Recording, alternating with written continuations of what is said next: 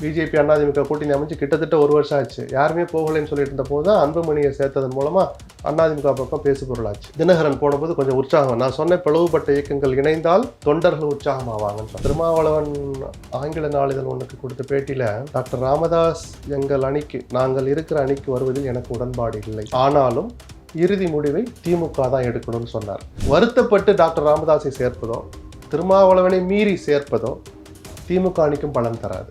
கொஞ்சம் எல்லாத்தையும் சரிப்படுத்தி சேர்த்தா ஓரளவு பிரயோஜனம் இருக்கும். அல்லது எதிராளியை பலவீனப்படுத்துவோம், டாக்டர் உங்க பையன் எங்கெல்லாம் நிற்கிறாரோ எடுத்து நீங்களும் கேண்டிடேட் போடுங்கன்னு சொல்லி கொஞ்சம் உற்சாகப்படுத்தினாங்கன்னா அதுவும் திமுக ஒரு வகையில நல்லதுதான். எடப்பாடியை முன்னிலைப்படுத்தாமல், அண்ணா திமுகவினுடைய முதலமைச்சர் வேட்பாளரை முன்னிலைப்படுத்தாமல், பிஜேபி எங்க ஸ்டைல் அல்லது எங்களுக்கு அதிகாரம் இருக்குங்கிற அந்த மமதையோடோ தன்னம்பிக்கையோடோ பிஜேபி என்டிஏ பிஜேபின்னு மாறி மாறி பிரதமர் அன்னைக்கு சொன்னார் இல்லையா, அது எந்த வகையிலையும் அந்த கூட்டணிக்கு பலம் தராது. பிஜேபிக்கு எதிரான மனநிலை இன்னமும் தமிழ்நாட்டில் மேலோங்கி இருக்கிற போது அவர்களை முன்னிலைப்படுத்துவது அந்த அணிக்கு எந்த வகையிலும் பிரயோஜனப்படுத்தாது. பார்க்கிற நமக்கே இது புரியுது, ஆனா இபிஎஸ் அவர்களுக்கு புரியும். அதனாலதான் அவர் வாய்ப்பு கிடைக்கிற போலாம் பக்கத்துல அமித்ஷா இல்ல, மோடி இல்ல, நாங்கள் தான் தனித்து ஆட்சி அமைப்போம்னு சொல்கிறேன். நான் நக்கல் பொருளை ப்ராக்டிக்கலாக அவருக்கு தெரியுது. பிரதமர் மேடையில் அப்படி பேசுகிறார். ஒரு நிமிஷம் ஜி அப்படின்ட்டு மைக்கு கிட்ட போயிட்டு நீங்கள் ஏன் என்டிஏ பிஜேபின்னு மட்டும் சொல்கிறீங்க, இங்கே தலைவர் நான் தான், அதிமுகன்ற பேரே ஏன் சொல்லலை எடப்பாடி கேட்க முடியுமா? 45 நிமிஷம் பேசுகிறாரு, அதிமுகங்கிற வார்த்தையே வரல. அது முதல் பிரச்சார கூட்டம்னு கையை வேற தூக்குறீங்க. எப்படி அதிமுககாரன் வேலை செய்வான்? அவன் தொகுதிக்கு வேலை செய்வான், வேற வழியில் நம்ம கட்சி ஜெயிக்கணும்னு. பிஜேபி ஒரு 20-30 தொகுதி வாங்கி நிற்கிறாங்க. எந்த ஒன்றிய செயலாளராவது சந்தோஷமா வேலை செய்வானா? அவனுடைய தலைவரை, அவன் பொதுச் செயலாளரை, அவங்க கட்சி பேரை கூட நீங்க சொல்ல மாட்டீங்க. உங்களுக்கு நான் ஜெயிக்க வச்சு எம்எல்ஏ ஆக்குவோமா? பிஜேபி தன்னை முன்னிலைப்படுத்தினால் அதே காயின் எடுத்து திமுக திருப்பி அடிக்கும். தெரிஞ்சோ தெரியாமலோ அவங்க எடப்பாடி திராட்டில் விட போறாங்களோன்னு எனக்கு ஒரு சந்தேகம் இருக்கு. ஏன்னா பிஜேபியோட கூட்டணி வைப்பது நாடாளுமன்ற தேர்தல் என்றால் அது வரம், சட்டமன்ற தேர்தல் என்றால் அது சாபம்தான். இன்க்ளூசிவ் நியூஸ் தமிழ் நேயர்களுக்கு வணக்கம். இன்றைக்கு நேர்காணலில் நம்ம கூட இணைஞ்சிருக்காங்க மூத்த பத்திரிகையாளர் திரு SP லக்ஷ்மணன் அவர்கள். நிறைய கேள்விகள் கேட்க போகிறோம், வாங்க பேசலாம். வணக்கம் சார். வணக்கம். லஞ்சம் பெருகி போயிருச்சு, விஜய் கூட மக்களுக்கு அழுத்தம் இருக்குன்னு அதை தான் குறிப்பிடுறாருன்னு நாங்கள் நினைக்கிறோம். ஆனால் இவ்வளோ இருந்தும் அப்போ ஒரு மாற்று தானே மக்கள் எதிர்பார்ப்பாங்க. எப்படி இன்னும் களம் டிஎம்கே வெர்சஸ் ஏடிஎம்கே, அந்த மாற்றா வர்ற ஒரு நம்பிக்கைக்குரியவராகவும் இருக்கணும்ல. சீமான் மாற்றம் இல்லையா? ஒரு இடத்துல சுயேட்சை, எல்லா 234 தொகுதியிலும் சுயேட்சையில் நிற்க போறாங்க. நிற்பாங்களா மாட்டாங்களா? அந்த சுயேட்சை நம்பிக்கைக்குரியவர் இல்லையா? ஒரு ஆட்டோவை கட்டிக்கிட்டு, மைக்கை மேலே கட்டிக்கிட்டு, இந்த ஆட்டோவில் சைடில் நின்றுக்கிட்டே ஒருத்தன் பேசிட்டு வருவான், ஒரு சுயேட்சை வேட்பாளர். அவன்கிட்ட இருக்கிற காசை வச்சு அந்த ஆட்டோவுக்கு எவ்வளோ காசு வாடகை கொடுக்க முடியுமோ அந்த ஊருக்கு மட்டும் போப்பா, ஒரு 3 ஊரோடு நிறுத்திக்க, என்கிட்ட 350 ரூபா தான் இருக்குது அப்படின்னு சொல்லிட்டு ஒருத்தன் சுற்றி வர போகிறான்ல ஒரு ஊரை, கிராமங்களை. அவங்ககிட்ட அந்த சிந்தனை இல்லையா ஊழல் ஒழிக்கணும்னு? அவன் நல்லவன் இல்லையா? நல்லவர்கள் எல்லாரும் இருக்கிறாங்க. இந்த இடத்துக்கு அவன் நான் எப்படியாவது ஆட்சி அமைக்க போகிறது நான் தானே அந்த குப்புசாமி சொல்லுவேன், ஆட்டோவில் சுற்றிக்கிட்டே போகிறவன். அந்த தொகுதியில் ஒரு 1000 ஓட்டை வாங்கி காமிக்கணும், அதை வச்சு நம்மளும் இந்த களத்தில் இருக்கோம்னு காட்டம் தான் அவனுடைய இறுதி இலக்காக இருக்கும். ஆனால் விஜய்க்கு அதுவா இலக்கு? ஆட்சியை பிடிக்கணும்னு நினைக்கிற நீங்க எப்படியெல்லாம் செயல்படணும்னு நம்ம எதிர்பார்க்கிறோம். அந்த ஊழலை ஒழிப்பேன், நான் ஒரு பைசா கூட ஊழல் பண்ண மாட்டேன், விஜயை பாராட்டணும், இல்லையா? வரவேற்கணும். அந்த ஒரு விஷயம் போதுமா? அது ஒரு விஷயம். அடுத்து நீங்களும் 10 நிமிஷம் கம்முன இருப்பேன், நானும் ஊழல் இல்லைனாவே நிறைய விஷயங்கள் அங்க மாறும். அதை வாயை திறந்து அடுத்த வார்த்தை பேசுங்க சார். ஊழல் ஒழிப்பேன் சொல்லிட்டு வீட்டுல போய் கதவை சாத்திக்கலாம் உள்ள முடிஞ்சு போச்சா? பிரச்சாரம் ஓவர். நம்ம தான் ஆட்சி. அடுத்த கவர்னர் அப்பாயின்மெண்ட் கேபினெட் லிஸ்ட்டை கொண்டு கொடுக்கணும். வாங்கிடுவீல? ஊழல் ஒழிப்புன்னு சொல்லியாச்சுப்பா, பிரச்சாரம் முடிஞ்சுப்பான்னு சொல்லி வீட்டில் பார்த்துக்கல. அடுத்தடுத்து பிரச்சனைகள், அதுக்கு தீர்வு, உங்களுடைய பார்வை, உங்க கருத்து, மக்களுடைய விமர்சனத்துக்கு அதுக்கு தகுந்த மாதிரி உங்க கருத்தை மாத்திக்கிட்டு சொன்ன புது கருத்து எவ்வளவோ இருக்குங்க அரசியல். அந்த விஷயத்த பாராட்டலாம்னு நான் சொல்லுவேன். வேற எந்த தலைவரும் இதய சுத்தியோடு சொல்ல தயங்குகிற விஷயம். அதுக்கு அதிமுக கொடுத்த பதிலடிக்கு விஜய் பதில் சொல்லணும். நேற்று ட்விட்டு போட்டாங்கல்ல அதிமுக, விஜய் பதில் சொல்லிருக்கணுமே. ஆமா, எனக்கு தெரிஞ்சோ தெரியாமலோ அந்த தப்பு நடந்துச்சு. பிளாக்ல டிக்கெட் விற்கிறது ஊழல் தான், லஞ்சம் தான். ஆமாவா இல்லையா? ஆமா. அதுக்கு விஜய் கிட்ட இருந்து பதில் வந்துச்சா? ஊழலை ஒழிக்கிற லட்சணம் தானா? இந்த விமர்சனம் சேர்ந்த அவர் விஜய், நான் சொன்னேன் இல்லையா, விஜய் சொல்லிட்டாரு, வீட்டுக்குள்ள போய் கதவு பூட்டிட்டானா வேலை முடியல. எதிர் விமர்சனத்துக்கு ஒரு பதில் விமர்சனம் வைக்கணும். அந்த பிளாக்ல டிக்கெட் விற்கிற விஷயத்துக்கும் சேர்த்துதான் இந்த விஜய் முற்றுப்புள்ளி வைக்க போறான்னு சவால் விட்டாதான் விஜய் தன் கருத்துல உறுதியா இருக்கிறார், தான் செய்த தவறை திருத்திக் கொள்ள முயற்சிக்கிறாரு, நம்ம ஒரு முடிவுக்கு வரலாம். சும்மா சொல்லிட்டாரு ஆட்சி அவரு தான் சொல்லிக்கிறதா? இந்த எண்ணத்துல இருந்து முதல்ல நம்ம மாறணும். எல்லா தலைவர்கள் மீதான பார்வை இப்படிதான் மக்களுக்கு இருக்கணும். என்டிஏ அலையன்ஸ்ல வந்து நிறைய மாற்றங்கள் வருது. கிட்டத்தட்ட பார்க்கும்போது அது வலுவாயிருச்சு அப்படிங்கிற பார்வை டிடிவி அவர்கள் இணைஞ்சதுக்கு அப்புறம் இருக்கு. அப்படிதானே அது வலுவாயிருச்சா? வலுவாகி கொண்டு வருகிறதுன்னு சொல்லலாம். ம். வலுவாகிடுச்சுன்னு சொல்லி ஒரு மிதக்கத்துல இருக்க முடியாது. எந்த கொண்டு அணியுமே. வருகிறதுனா அப்ப இன்னும் எந்த அணிகள் அணியும் வருமா? இன்னும் சில கட்சிகள் வரலாம்ல. ம். பிரேமலதா நேத்து என்ன சொன்னாரு? என்ன மேடம் நேத்து மதுராந்தகத்துக்கு நீங்க வருவீங்கன்னு சொன்னாங்க, வரலையே அப்படின்னு ஏர்போர்ட்ல பார்த்து கேட்டபோது, நேத்து மேடையில உட்கார்ந்திருந்தவங்க தான் இன்னைக்கு இருந்ததுதான் என்டிஏவின் இறுதி வடிவம்னு யாரு சொன்னான்னு போட்டாங்க ஒரு போர்டு. ம். இன்னும் சில கட்சிகள் இங்க வர வாய்ப்பு இருக்குங்கிறத சொன்னாங்க. அதுல நானும் ஒரு ஆளுங்கிறத சொல்லாம சொன்னாங்க. ஸோ என்டிஏவுக்கு இன்னும் சில கட்சிகள் வரலாம்ல. இது போதுமானதல்ல. வலுவாகிக்கிட்டு வருதுன்னு நம்ம சொல்லலாம். எடப்பாடி நம்பி யாருமே போகலையே. இந்த கூட்டணி அமைச்சு 1 வருஷம் ஆச்சே. பிஜேபி அதிமுக கூட்டணி அமைச்சு கிட்டத்தட்ட 1 வருஷம் ஆச்சு. யாருமே போகலைன்னு சொல்லிட்டு இருந்த போது தான் அன்புமணியை சேர்த்ததன் மூலமா அதிமுக பக்கம் பேசு பொருளாச்சு. தினகரன் போனபோது கொஞ்சம் உற்சாகம். நான் சொன்ன பிளவுபட்ட இயக்கங்கள் இணைந்தால் தொண்டர்கள் உற்சாகமாவாங்கன்னு சொன்னேன். ம். நிர்வாகிகளுக்கு தனிப்பட்ட கோபதாபங்கள் இருக்கும். சில பேர் வெளியே போவாங்க, அறிக்கை விடுவாங்க, தூத்துவாங்க. அதெல்லாம் தொண்டர்கள் உற்சாகம். அவங்க எந்த எதிர்பார்ப்பும் இல்லாத தொண்டர்கள் பிளவுபட்டு மீண்டும் இணைந்தால் சந்தோஷம் தான் படுவாங்க. இப்போ முதல் புள்ளியா கூட்டணியில் இணைஞ்சிருக்கிறாங்க. அவங்களுக்கு உற்சாகத்தை தரும். அதனால பேசு பொருளாக மையப்பொருளாக அதிமுக மாறி இருக்கு. ஏன்னா சரி இவங்க இப்படி பண்ணிட்டே இருக்காங்க. திமுக ஆல்ரெடி எஸ்டாப்ளிஷ்டு அலையன்ஸாக வச்சிருக்கிறாங்க. ம். காங்கிரஸ் மட்டும் திகட்டிட்டு இருக்கு. அதை கொஞ்சம் இழுத்து பிடிச்சு உட்கார வைக்கணும். அது ஒன்று தான் அவங்களுக்கு டாஸ்க்கு. ரெண்டாவது, பிரேமலதாவை அங்கிட்டு போக விட்டுறக்கூடாதுன்னு ஒரு மெனக்கெடுவாங்க. பிரேமலதாவும் சேர்றான்னு வச்சுப்போம் தேமுதிகவும், அந்த பெர்செப்ஷன் மாறும். ம். அதிமுக கூட்டணி ஒண்ணுமே இல்லைன்னு சொன்னது இன்னைக்கு ஒருத்தரா போறாங்களேன்ற அந்த வார்த்தை இருக்கு பாருங்க. ஒருத்தரா போறாங்களேங்கிறது மிகப்பெரிய கெமிஸ்ட்ரியை மக்கள் மத்தியில் ஏற்படுத்தும்.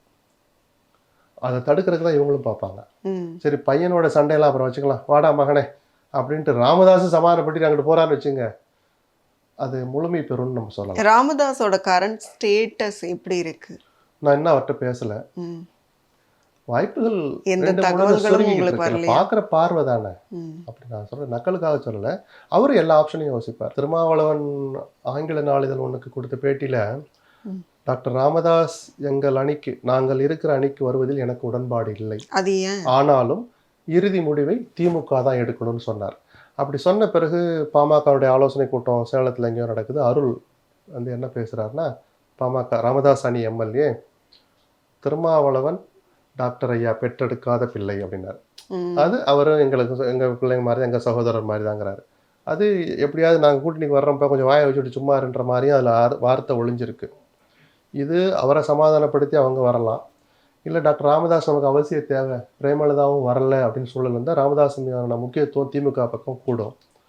அப்போ ஸ்டாலின் முதல்ல திருமாவளவனை கன்வின்ஸ் பண்ணணும். அதில் அவர் கடைசி வரைக்கும் சரியாக வரல, தலித் வாக்குகள் கொஞ்சம் சிதற வாய்ப்பு இருக்குது, முழுமையாக வருமானு தெரியாதுன்னா டாக்டர் ராமதாஸை தனியாக நிற்க வைக்க திமுக ஏதாவது வேலை செய்வாங்க, செய்யணும். அதான் அரசியல். என்ன செய்கிறாங்கன்னு பார்ப்போம். அது ராமதாஸுடைய இறுதி முடிவை பொறுத்து இருக்கு. ராமதாஸ் அவர்கள் கூட்டணிக்கு வந்தா நீங்க அந்த கூட்டணியில நீடிப்பீங்களான்னு செய்தியாளர்கள் கேட்கும்போது திருமாவளவன் அவர்கள் நாங்க ஆல்ரெடி எடுத்த முடிவு தான், அப்படின்னா அது அதான் நான் என்னது? நீடிக்க மாட்டேங்கிற வார்த்தையை கொஞ்சம் பாலிஷ்டாக சொல்கிறார். ம். நீடிக்க மாட்டேன்னு சொல்லி டக்குன்னு அவர் வெளியெல்லாம் போக மாட்டார். ஸ்டாலின்ட்டு அவரும் போய் கன்வின்ஸ் பண்ணுவார். இல்லைங்க சரியாக வராதுங்க, அவ்வளோ அவசரப்பட்டு சேர்த்துறாதீங்கன்னு அப்படி சொல்லி கன்வின்ஸ் பண்ண தான் முயற்சிப்பாரே தவிர, நீடிக்க மாட்டேன்ற வார்த்தை அவர் ஏன் சொல்லலைங்கிற யதார்த்தத்தையும் நீங்கள் புரிஞ்சுக்கணும். நீடிக்க மாட்டேன்னு சொல்லிட்டு எங்கே போவார்? ம். போக்கிடமே இல்லைன்னு நான் என்ன சொல்கிறது, கொஞ்சம் குறைச்சி மதிப்பிட விரும்பலை. போக்கிடம் இருக்குது. வெற்றிகரமான போக்கிடமாக அது இருக்குமா அப்படிங்கிறதுல திருமாவளவனுக்கு சில சந்தேகங்கள் இருக்கும். அதனால தான் அவர் அந்த வார்த்தையை சொல்லாமல் நீங்கள் புரிஞ்சுங்கன்னு சொன்னார். முதல் நாள் டிடிவி சொன்னார்ல, முதலமைச்சர் வேட்பாளர் யாருன்னு கேட்குற போது, ஏன் முதலமைச்சர் வேட்பாளர் யாருன்னு உங்களுக்கு தெரியாதான்னு கேட்டார்ல, அதே பதில் தான் இதுவும். அந்த மாதிரியான பதில் நீங்கள் புரிஞ்சுக்கோங்கிறது அதில் இருக்குது. வருத்தப்பட்டு டாக்டர் ராமதாஸை சேர்ப்பதோ திருமாவளவனை மீறி சேர்ப்பதோ திமுக அணிக்கும் பலன் தராது. ம். கொஞ்சம் எல்லாத்தையும் சரிப்படுத்தி சேர்த்தா ஓரளவு பிரயோஜனம் இருக்கும். அல்லது எதிராளியை பலவீனப்படுத்துவோம், டாக்டர் உங்கள் பையன் எங்கெல்லாம் நிற்கிறாரோ எடுத்து நீங்களும் கேண்டிடேட் போடுங்கன்னு சொல்லி கொஞ்சம் உற்சாகப்படுத்தினாங்கன்னா அதுவும் திமுக ஒரு வகையில் நல்லது தான். என்ன நடக்குதுன்னு பார்ப்போம். செல்வாக்கு யாருக்கு, ராமதாஸ் அவர்களுக்கா இல்ல அன்புமணி அவர்களுக்கா? தெரியல, தெரியாதுல்ல. அதை அளக்கிறதுக்குலாம் இன்னும் மெஷின் வரல. அவங்க 2 பேர் போட்டியிடட்டும். தனித்தனி அணிகள் என்னென்னா யாரை அந்த வன்னியர்கள் ஆதரிச்சிருக்கிறாங்க, எந்த தொகுதி எத்தனை தொகுதி கிடைக்குன்னு அதை வச்சு ஓரளவு கணிக்கலாமே தவிர, ராமதாஸ் பின்னாடி தான் அன்புமணி பின்னாடி தான் சொல்கிறதுக்கு நம்ம எலெக்ஷன் கமிஷனும் இல்லை, எலெக்ஷன் கமிஷனை தாக்கல் செய்யப்படுகிற அத்தனை ஆவணங்களும் உண்மையான ஆவணங்களும் அல்ல. அது எந்த கட்சி தாக்கல் பண்ணாலும். ம். அந்த சமூகத்து மக்கள் தான் அதை முடிவு பண்ணணும். தேர்தல் முடிஞ்ச பிறகு ஓரளவு கணிச்சு பேசலாம். என்டிஏவை பொறுத்த வரைக்கும் அவங்க ஆட்சி அமைஞ்சிச்சுன்னா இன்கேஸ் அவங்க ஜெயிச்சு யார் வந்து இங்க முதலமைச்சரா இருப்பாங்க? இபிஎஸ் அவர்களே நீடிப்பாங்களாங்கிறது ஒரு டவுட் தானே. எடப்பாடியை முன்னிலைப்படுத்தாமல், அதிமுகவினுடைய முதலமைச்சர் வேட்பாளரை முன்னிலைப்படுத்தாமல், பிஜேபி எங்க ஸ்டைல் அல்லது எங்களுக்கு அதிகாரம் இருக்குங்கிற அந்த மமதையோடோ தன்னம்பிக்கையோடோ பிஜேபி என்டிஏ பிஜேபின்னு மாறி மாறி பிரதமர் அன்னைக்கு சொன்னார் இல்லையா, அது எந்த வகையிலையும் அந்த கூட்டணிக்கு பலம் தராது. பிஜேபிக்கு எதிரான மனநிலை இன்னமும் தமிழ்நாட்டில் மேலோங்கி இருக்கிற போது அவர்களை முன்னிலைப்படுத்துவது அந்த அணிக்கு எந்த வகையிலும் பிரயோஜனப்படுத்தாது. மாறாக இன்னொரு ஆங்கிள் பார்த்தா, அப்படி நீங்கள் உங்களை முன்னிலைப்படுத்திக் கொள்வது அந்த கூட்டணியின் தலைமை அப்படின்னு எடப்பாடியும் அதிமுக சொல்றீங்க இல்லையா, அந்த அதிமுகவுக்கு செய்கிற அநீதி, துரோகம். 150 தொகுதியில பிரச்சாரத்தையே முடிச்சு வந்துட்டார். என்டிஏவுக்கு தலைவர் எடப்பாடி தான் அமித்ஷாவே சொல்லிட்டார். அந்த அமித்ஷா இன்னைக்கு வரைக்கும் எடப்பாடி முதலமைச்சர் வேட்பாளர் சொல்ல மாட்டார். கேட்டா பிஜேபியுடைய பாலிசி தேர்தலுக்கு முன்பாக நாங்கள் முதலமைச்சர் வேட்பாளர் பார்க்கிற நமக்கே இது புரியுது. ஆனா இபிஎஸ் அவர்களுக்கு புரியும். அதனாலதான் அவர் வாய்ப்பு கிடைக்கிற போல பக்கத்துல அமித்ஷா இல்ல, மோடி இல்ல, நாங்க தான் தனித்து ஆட்சி அமைப்போம்னு சொல்றாரு. நான் நக்கல் பொருள் பிராக்டிக்கலா அவருக்கு தெரியுது. பிரதமர் மேடையில் அப்படி பேசுறாரு. ஒரு நிமிஷம் ஜி அப்படின்ட்டு மைக்கு கிட்ட போயிட்டு, நீங்க ஏன் என்டிஏ பிஜேபின்னு மட்டும் சொல்றீங்க, இங்க தலைவர் நான் தான், அதிமுகன்ற பேரே ஏன் சொல்லல? எடப்பாடி கேட்க முடியுமா? கனவோட நினைக்க முடியாது. அது நாகரிகமாகவும் இருக்காது. பிராக்டிகலா தெரிந்தும் தனியா நின்று தன்னுடைய ஆதரவாளர்களை வச்சு தனித்த ஆட்சி தான் சொல்றார், அதிமுக ஆட்சி தான் சொல்றார், அம்மாவின் ஆட்சி தான் சொல்றார். வாய்ப்பு கிடைக்கல அவர் விட்டு கொடுக்க மாட்டார். விட்டு கொடுத்தால் அவருக்கும் அது வெற்றியை நோக்கி அவர் பயணிக்க முடியும். அதிமுக தொண்டர்கள் மோடியினுடைய பேச்சுக்கு எந்த வகையிலுமே செவிசாய்க்க மாட்டாங்க, அதை ரசிச்சிருக்கவும் மாட்டாங்க. 45 நிமிஷம் பேசுறாரு, அதிமுகங்கிற வார்த்தையே வரல. அது முதல் பிரச்சார கூட்டம்னு கையை வேற தூக்குறீங்க. எப்படி அதிமுக காரன் வேலை செய்வான்? அவன் தொகுதிக்கு வேலை செய்வான், வேற வழியில் நம்ம கட்சி ஜெயிக்கணும்னு. பிஜேபி ஒரு 20-30 தொகுதி வாங்கி நிற்கிறாங்க. எந்த ஒன்றிய செயலாளராவது சந்தோஷமா வேலை செய்வானா? அவனுடைய தலைவரை, அவன் பொதுச் செயலாளரை, அவங்க கட்சி பேரை கூட நீங்க சொல்ல மாட்டீங்க. உங்களுக்கு நான் ஜெயிக்க வச்சு எம்எல்ஏ ஆக்குவோமா? நினைப்பானா மாட்டானா? இதைத்தான் சொன்னேன். இது ஒரு ஸ்ட்ராட்டஜியா இருந்தா விஜய்க்கு சொன்ன அதே வார்த்தை. இந்த ஸ்ட்ராட்டஜியை கொண்டு போய் தீ வச்சு கொளுத்துங்க. இது ஒரு ஸ்ட்ராட்டஜியே இல்லை. உங்க தலையில நீங்களே மண்ணவாரி போட்டுக்கிறீங்க. திமுகவின் வெற்றிக்கு நீங்க உதவுறீங்க மறைமுகமா. பிஜேபிக்கு பார்வை வார்த்தை அதுதான். அப்படி இருக்கும்போது பிஜேபியோட அழுத்தம் டுவர்ட்ஸ் எடப்பாடி வந்து என்ன அழுத்தமா இருக்கு? இது வரைக்கும் அவங்க கொடுக்கலையே. அப்படி கொடுக்க அவங்க கொடுத்த அழுத்தம் எல்லாம் தினகரன் வருவாரு சேர்த்துக்கோங்க, அடுத்து கொஞ்சம் கொடுத்துட்டு இருக்காங்க, ஓபிஎஸ் சேர்த்துக்கோங்க அப்படின்னு. ஏன்னா கூட்டணி பலப்படுத்த அதுல நியாயம் இருக்கு. நீங்க முதலமைச்சர் வேட்பாளர் கிடையாது, உங்க பேரையே சொல்ல மாட்டோம் அப்படின்னு சொல்றதெல்லாம் நம்பிக்கை துரோகம் மட்டுமல்ல, அழிச்சாட்டியம். நீங்க என்ன வார்த்தை வேணாலும் போடுங்க. அந்த அரசியல் இங்க எடுபடவும் கூடாது. டபுள் என்ஜின் சர்க்கார் வந்து அமையும், என்டிஏ கூட்டணி வெற்றி பெற்றால் அப்படின்னு மோடி அவர்கள் சொல்றாங்க. ஆனா அந்த டபுள் என்ஜின் சர்க்கார் அமையும் அப்படிங்கிறத அவங்க பாசிட்டிவா சொல்றாங்க. அதாவது இந்த கூட்டணியை நீங்க வெற்றி பெற செய்தால் உங்களுக்கு வந்து மத்திய அரசும் மாநில அரசும் ரெண்டோட பலன்களும் உண்டு அப்படிங்கிறது. அப்போ என்டிஏ கூட்டணி வெற்றி பெறல அப்படின்னா நாங்க உங்களுக்கு ஹெல்ப் பண்ண மாட்டோங்கிற டோன். அது டோன் இல்லை, ஆல்ரெடி நிரூபிச்சுட்டு தானே இருக்கிறாங்க. கொடுக்க வேண்டிய நிதிகளை கொடுக்கறது இல்லையே. அந்த ஒத்த என்ஜின் வச்சுட்டு தானே ஸ்டாலின் இவ்வளவு தூரம் ஆட்சி நடத்திட்டு போறார். அற்புதமான ஆட்சியெல்லாம் ரொம்ப சர்டிஃபிகேட் கொடுக்க வேண்டாம், மோசமான ஆட்சி இல்லை. இருக்கிற நிதியை வச்சு அவங்கள ஸ்கீம்ஸ் அறிவிச்சுக்கிட்டு தான் இருக்கிறாங்க, திட்டங்களை கொடுத்துட்டு தான் இருக்கிறாங்க. இன்னைக்கு வரைக்கும் தமிழ்நாட்டு பக்கம் நீங்க திரும்பியே பார்க்காத போதும் எந்த நல்ல விஷயம், எந்த இண்டெக்ஸ் எடுத்து வச்சு பார்த்தாலும் டாப் 5 மாநிலங்கள்ல தமிழ்நாடு இருந்துகிட்டே இருக்கு. அந்த ஒத்த என்ஜின் ஓடுற தமிழ்நாட்டில் மக்கள் அதை பற்றிலாம் கவலைப்பட மாட்டாங்க. இந்த டபுள் என்ஜின் சர்க்கார்லாம் கர்நாடகாவில் எடுபடலை. மக்கள் தூக்கி போட்டு இதே வார்த்தை எங்க சொல்லி தான் பிரச்சாரம் பண்ணார். அங்கே நிஜமாகவே டபுள் என்ஜின், 2 என்ஜினுமே அவங்க என்ஜின் தான். இங்கேயாவது கூட்டணி என்ஜின் இது. அதே மாடல் சார், பட் வேற எது சார், டிரைவர், அதாவது டிரைவர் அவரு, என்ஜின் எங்களுதுங்கிற மாதிரி, அல்லது என்ஜின் அவங்கள தான், டிரைவர் எங்க ஆளுன்னு சொன்ன மாதிரி இங்கே சொல்லலாம். அங்கே எல்லாமே அவங்க தான், டிரைவரும் அவங்க தான், என்ஜின் அவங்களுக்கு தான். பிஜேபி ஆட்சி தான் அமைஞ்சிருக்கும் ஜெயிச்சிருந்தா. அங்கே போய் இந்த வார்த்தையை பயன்படுத்தலாம். அங்கே போய் நீங்கள் டபுள் என்ஜின் சர்க்காருங்கிறது எடுபடும். இங்கே டபுள் என்ஜின் சர்க்கார்னு தமிழ்நாட்டில் சொன்னீங்கன்னா மக்களை நீங்களே ஒரு முடிவெடுக்க தள்ளுற மாதிரி, உங்களை நோக்கி வராமல் எதிர்ப்பக்க தள்ளுற மாதிரியான வார்த்தை அது. ஏன்னா அந்த லட்சணத்தில் தான் தமிழ்நாட்டு மக்களை, தமிழ்நாட்டினுடைய பிரச்சனைகளை பிஜேபி அணுகுது. அதிமுக விவகாரம் உட்பட நான் சொல்றேன். இன்னைக்கு இவ்வளவு மாங்குன்னு உட்காந்து தினகரன் சேர்க்கறதுக்கு படாத பாடுபடுறீங்களே. நாங்க என்டிஏல தான் இருக்கிறோம்னு 3 மாசம் முன்னாடி வரைக்கும் தினகரன் சொன்ன போது திரும்பி கூட பார்க்காத கட்சி தான் இந்த பிஜேபி. ஆமாவா இல்லையா? என்டார்ஸ் பண்ணவே இல்லை. இப்பதான் அவரோட முக்கியத்துவத்தை அப்ப முக்கியம் இல்லை. தினகரன் இந்த 3 மாசத்துல அசுர வளர்ச்சி பெற்றுட்டாரா? அன்னைக்கு என்ன வளர்ச்சியில இருந்தாரோ அன்னைக்கு அவருக்கு என்ன செல்வாக்கோ அதே செல்வாக்கு இன்னைக்கு இருக்கு. அப்போ ரெண்டாம் தரமாக பார்க்கறது, இரண்டாம் தரமாக பார்க்கறது, ஒரு பொருட்டாக கூட மதிக்கிறது இல்லை. தமிழ்நாட்டை சேர்ந்தவர்களை உங்களை தோளில் சுமக்க தயாராக இருக்கிற அதிமுகவை நீங்கள் அப்படி தான் பார்க்குறேன். 6 மாதம் முன்னாடி இதை ஆரம்பிச்சிருந்தாங்கண்ணா இந்த ஒற்றுமைப்படுத்துகிற வேலைகளை. இந்த ஜெல்லுங்கிறது நேரம் ஓரளவு வந்திருக்குமா? இப்போ நீங்கள் என்ன கேள்வி, ஆகுமா சார், பலன் கொடுக்குமா சார் அப்படின்னு கேட்குற அந்த வேகம் குறைஞ்சிருக்கும்ல, அதானங்க எதார்த்தம். இப்பயே அதை நோக்கி போகும். ஏன்னா எடப்பாடி எல்லோரும் ஆச்சரியப்படுற அளவுக்கு, சில பேர் அதிர்ச்சி ஆகுற அளவுக்கு, நாங்கள் அம்மாவின் பிள்ளைகள்னு போட்டாரு ஒரு அதிமுக தொண்டனுக்கு உற்சாகம் தரல. அந்த தொகுதியில் 5000 ஓட்டம் 50,000 ஓட்டம் தினகரனால கிடைக்குன்னா அதிமுக வெற்றியும் தானே அது உறுதிப்படுத்தும், வெற்றியை நோக்கி அதை பயணிக்க வைக்கும். அந்த அடிப்படையில் சொல்கிறேன், இந்த புரிதல், இந்த ஒற்றுமை, இந்த சூழலை ஒரு 6 மாதங்களுக்கு முன்பாகவே செய்ய தவறிவிட்டது பிஜேபின்னு நான் சொல்றேன். ஸோ இப்படிப்பட்ட மனநிலை கொண்ட பிஜேபி என்ன வார்த்தை ஜாலங்கள் செஞ்சாலும் உங்களை முன்னிலைப்படுத்தினால் தமிழ்நாட்டில் வெற்றி கிடைக்காது கிடைக்காது கிடைக்காது. அது திமுகவின் பிரச்சார பலத்தை மேலும் வலிமைப்படுத்தும். பிஜேபி தன்னை முன்னிலைப்படுத்தினால் அதே காயின் எடுத்து திமுக திருப்பி அடிக்கும். தெரிஞ்சோ தெரியாமலோ அவங்க எடப்பாடி திராட்டில் விட போறாங்களோன்னு எனக்கு ஒரு சந்தேகம் இருக்கு. ஏன்னா இங்க அதிமுக வெர்சஸ் திமுக தான் இன்னைக்கு வரைக்குமான களச்சூழல். ஆனாலும் இப்ப வந்து பிஜேபி அவங்க கூட இருக்கிறது பிளஸ்ன்னு அவங்க சொல்லிக்கிறாங்க. கண்டிப்பா பிஜேபிக்கு பலம் தான். அதிமுக நான் சொல்லுவேன், அதிமுக மட்டுமல்ல, பிஜேபியோட கூட்டணி வைப்பது நாடாளுமன்ற தேர்தல் என்றால் அது வரம், சட்டமன்ற தேர்தல் என்றால் அது சாபம் தான். ஏன்னா நாடாளுமன்றத்தில் கூட ஒரு பார்வை பார்ப்போம், வலிமையான பிரதமர் 10 வருஷம் ஆட்சியில் இருக்கிறார், பெருசா அவர் மேல ஊழல் குற்றச்சாட்டு இல்லை. பிஜேபியில லஞ்ச லாவணிகள் இருக்கு, பெரிய ஊழல் குற்றச்சாட்டு. காங்கிரஸ் ஆட்சியில் அந்த மாதிரி இல்ல. இப்பதான் சேர்ந்திருக்காங்க யாரு, ஏடிஎம்கேவும் பிஜேபி. அதைத்தான் சொன்னேன், அது தப்புன்னு நான் சொன்னேன். இவ்வளவு அவசரப்பட்டு எடப்பாடி அன்னைக்கு வந்திருக்க கூடாது. இன்னைக்கு 10ல இருந்து 15 எம்பி வந்திருக்கும், 2 பேர் மந்திரி ஆயிருப்பாங்க. அதிமுக அரசியலே வேற மாதிரி போயிருந்திருக்கும். இப்போ தோல்ல தூக்கி சுமக்கிற வேலை இப்ப சட்டமன்ற தேர்தல். இப்ப அதனால இப்ப அவங்க டாமினேட் பண்றாங்க. ரெட்டை என்ஜின்கிறார், என்டிஏ பிஜேபின்னு சொல்றாரு, ஒரு வார்த்தை கூட அதிமுக சொல்ல மாட்டேன். இப்ப புரியல எதுக்காக சாபம்னு சொன்னேன்னு. அது வரம் அல்ல, சாபம்னு. இந்த நிலைமை உங்களுக்கு தேவையா? ஏன்னா அதை மீறிக்கிட்டு சொல்ற துணிச்சலோ சூழலோ இன்னைக்கு அதிமுகவுக்கு இல்லை. நான் கிண்டல் பண்ண மாட்டேன், கொஞ்சம் பரிதாபப்படுறேன் அதிமுக நிலைமையை பார்த்து. நம்ம பலவீனமாக இருக்கும் தானே இன்னொருத்த வந்து ஏறி அடிக்கிறாங்க.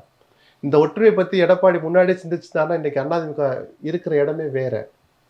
ஆட்சியை பிடிச்சிருக்குன்னு கூட அப்புறம் சொல்லலாம். இந்த வாக்கு வங்கி இவ்வளோ தூரம் இழந்திருக்காது. 7 தொகுதியில் டெபாசிட் போயிருந்திருக்காது கடந்த நாடாளுமன்ற தேர்தலில்.